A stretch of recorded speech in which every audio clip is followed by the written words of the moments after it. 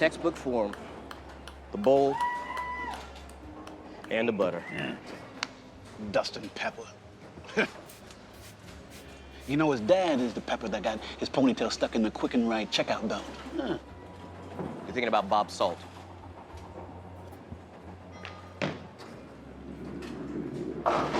Kindly pass me the Hawaiian Black Ice Bubblegum Breeze. Ooh, someone's looking to impress. Great cinematography. It really captured the feeling of an old bowling alley, like one I used to go up to in my youth, and the history of the games won, the daily routine, which made for a brilliant tonal shift from something that felt like ritual to something brand new, shocking through it, of the ominous and the supernatural. It really captured that feeling of a classic old horror story, almost like the monkey paw story, feelings of the be careful what you wish for mentality, of everything going not quite as planned. There's a lot of heart to this piece, it was really well acted. I thought the vision and the focus of it was incredible. You had good comedic writing, likable characters, and really strong lead actor. He was terrific. You were with him all the way. I loved the bowling alley setting and how they used the whole center and even used the underneath the tracks for the mysterious scene where Hal is looking for Marla, and just the idea of the bowling ball having done something with her and taken her away. That was just comical.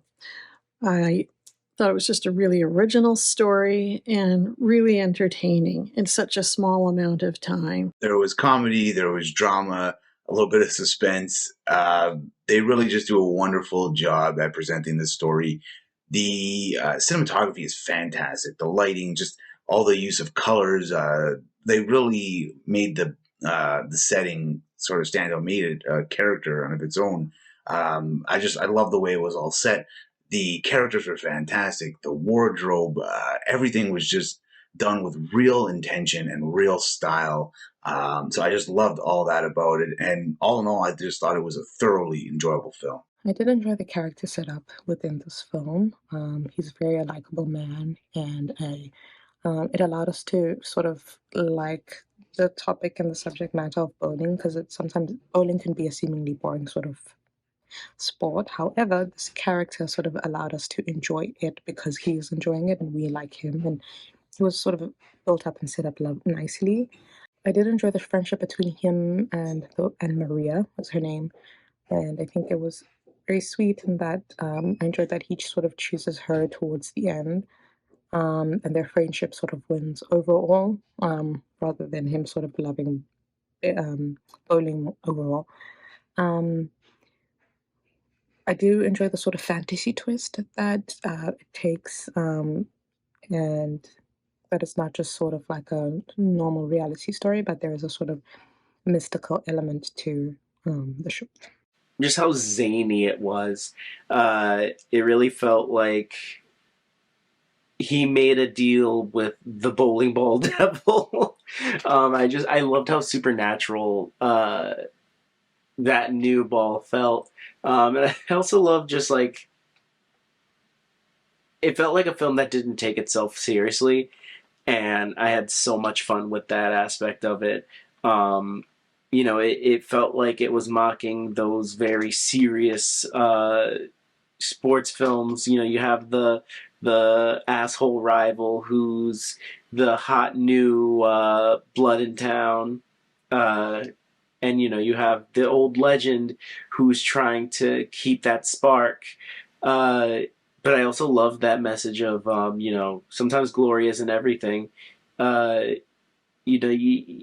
You also have to think towards the people who you care about.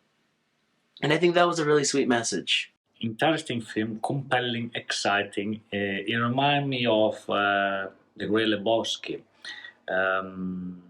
I like the main character's goal. He wants to win the game. You know, he wants to prove he's still the best one, but then doing so, he loses Marla, who's his romantic interest or his best friend. But he then understands that winning is not everything. And I see the conflict that there is between the older and the younger generation, and how the older generation still tries to, the main character wants to win because even though he might be older than the other competitor, he's still the best one. It triggered a lot of emotions, and I like the cinematography and the way the movie was directed as well. I really like the shots and the cinematography of Gutterball. I like the colors. It was really, really well produced. The acting was great, like remarkably great. But I like the story of Gutterball over above everything. Like the idea of like he didn't like even when he like he get like he when he even when he got what he wanted with the winning the trophy and like regaining his edge, it came at a cost. And I like the message that sent about like so when it's time to hang it up, there's other things out there besides the sport, and like relationships, your friends, family, people that you love, is more important sometimes than a sport that you may also love. You know what I mean? And I like that message and the way that they delivered that. Wonderful cinematography, close-ups, the special effects as the frames are cracking each time he went, and I loved the message of it, where it's kind of be careful what you wish for. Put your priorities in the right place. It's a great message because he was wishing to win the game, but then figured out what he was really losing. It's a cliched theme, but it was really well executed in this film, where Hal really realized who was important to him and what was important to him, and it wasn't bowling. A gutter ball's a gutter ball, but there are some things that aren't worth losing, and that's what this film showed through its amazing cinematography and score. I think the main actor did a really good job in his performance, and um, yeah, it reminded me a lot of like a Goosebumps TV episode of just like something standard, and then something weird becomes something spiritual, and then it's too good to be true and everything like that. So I think it was a very good, like simple plot, but very entertaining one at the same time.